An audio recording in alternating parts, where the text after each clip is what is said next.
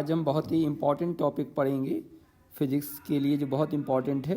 नाम है डिफरेंशिएशन। सभी ने सुना होगा डिफरेंशिएशन। जो भी स्टूडेंट्स 11वीं क्लास में एंटर करते हैं उन्हें डिफरेंशिएशन समझना बहुत ज़रूरी हो जाता है। और ये क्योंकि मैथमेटिक्स में 12th क्लास में आता है और कई बार 11th के हाफ ईयरली के बाद आता है, तो काफ़ी चैलेंजेस फेस करते हैं स्टूडेंट। तो हम डिफरेंशिएशन को सिंपल शब्दों में समझते हैं। डिफरेंशिएशन जो है वो डिफरेंस से बना है। डिफरेंस मतलब सब्ट्रैक्शन, घटाना, है ना, डिफरेंस देखना। और देखिए, सबसे पहले तो बता दें कि ये एक तरीके का ऑपरेशन है, मैथमेटिकल ऑपरेशन। मैथमेटिकल ऑपरेशन का मतलब क्या है? जैसे कि जोड़ना होता है, जैसे कि घटा करना होता है, जैसे कि गुणा होता है, जैसे कि भाग होता है, ये सारे जैसे ऑपरेशंस हैं, उसी तरीके से डिफरेंशिएशन भी एक ऑपरेशन है।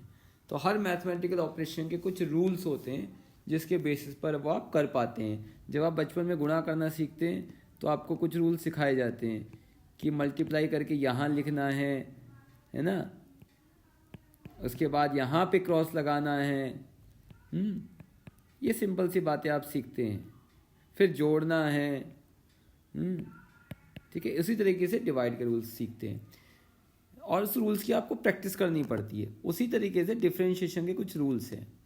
तो पहले हम वही रूल्स सीखते हैं जिस रूल्स की हेल्प से आप डिफरेंशिएशन कर पाएंगे। फिर धीरे धीरे समझेंगे कि कहाँ करते हैं, ओरिजिन क्या है। ज़्यादा डिटेल में ना जा करके पहले बस हमें समझना है कि ऑपरेशन है क्या, ठीक है। देखिए, अगर हमारे पास दो क्वांटिटीज़ हैं, एक क्वांटिटी y है और एक क्वांटिटी x है, ठीक है। और इस तरीके से है कि y और x में कोई रिलेशन है, y कनेक्टेड विद x। कैसा रिलेशन है कि y is a function of x, y x का एक फंक्शन है, y is function of x। Function की एक मैथमेटिकल डेफिनेशन होती है, अभी उस पर नहीं जा रहे, लेकिन सिंपल के लिए समझ लीजिए। जैसे कि x स्क्वायर लिखा हुआ है, ये y x का फंक्शन है। x 4 + 3x लिखा हुआ है, y इज इक्वल टू, ये x का फंक्शन है। ऐसे बहुत सारे, ये पॉलिनोमियल काइंड ऑफ फंक्शन है। बहुत तरीके के फंक्शन हो सकते हैं। हो सकता है कोई sin x लिख दे, ये एक ट्रिग्नोमेट्रिक फंक्शन हो गया। हो सकता है कोई y is equal to log x लिख दे, ये लॉगरिथमिक फंक्शन हो गया। हो सकता है कुछ फंक्शन आप पहचानते हो और कुछ फंक्शन आप नहीं पहचानते हो, ठीक है। तो उसमें घबराना नहीं है। तो पहली बात तो डिफरेंशिएशन तभी हम कर सकते हैं जब दो क्वांटिटी के बीच में कोई फंक्शन डिफाइन है। अगर फंक्शन ही डिफाइन नहीं है तो डिफरेंशिएशन नहीं हो पाएगा, ठीक है। हम ग्राफिकली समझते हैं। मान लीजिए y और x है, x और y दो क्वांटिटीज़ हैं, तो इनके बीच में कोई चेंज हो रहा है।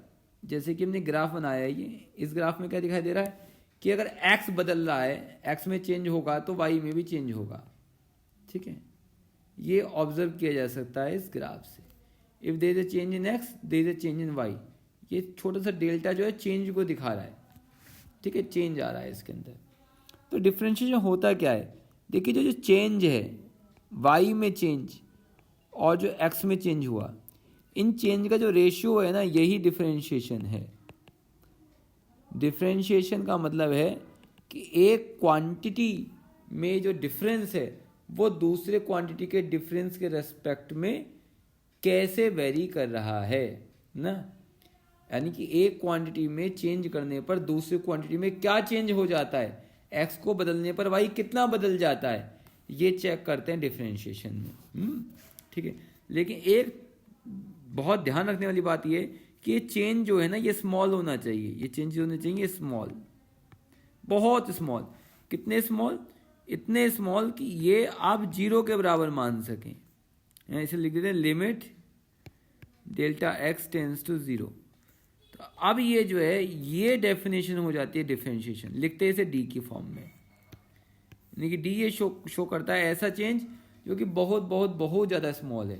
तो डिफरेंशिएशन मतलब y में जो चेंज है वो x के रेस्पेक्ट में कैसे हो रहा है, अगर ये चेंजेस बहुत बहुत ज़्यादा स्मॉल है, ठीक है। यानी कि आप हर छोटे से छोटे स्मॉल को भी स्टडी करने में इंटरेस्टेड हैं। आप कोई भी चीज़ छोड़ना नहीं चाहते हैं। जैसे अगर कोई कार चल रही है तो उसकी स्पीड अगर आप चेंज कर रहे हैं या डिस्प्लेसमेंट चेंज हो रहा है तो आप हर छोटे छोटे समय में देख रहे हैं कि स्पीडोमीटर कैसे चेंज ला रहा है। तो ये है डिफरेंशिएशन का मतलब। लेकिन इसके लिए कुछ फॉर्मूले हैं, जिसमें सबसे इम्पॉर्टेंट फार्मूला जो यूज़ होता है फिजिक्स में वो है ए के फार्मूला है।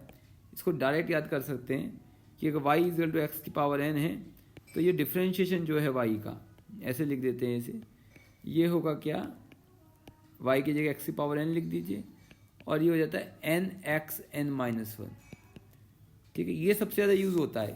तो इसके बेसिस पे कुछ अब एग्जांपल देख सकते हैं, जैसे कि ले लीजिए y की वैल्यू मैं क्या लिख देता हूँ, x की पावर 3। अगर यहाँ पे x की पावर 3 है तो क्या हो जाएगा फॉर्मूले के अकॉर्डिंग, 3x 3-1 यानी कि 3x²।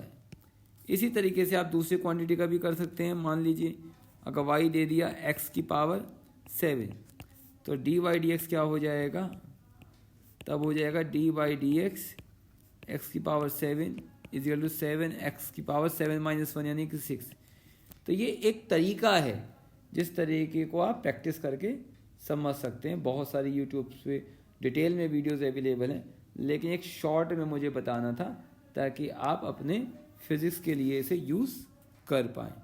तो आपको अगर कोई डाउट है तो आप कमेंट कर दीजिए, है ना। और आप चाहते हैं कि ये बहुत ऐसे हम डिस्कशन करें तो आप लोग मुझे बताएं कि आपको क्या आवश्यकता है, कहाँ आप प्रॉब्लम फेस करते हैं, और हो सके तो ये सब चीज़ आप शेयर कीजिए, अपने फ्रेंड्स के बीच में शेयर कीजिए, है ना, और सब्सक्राइब कीजिए इस चैनल को।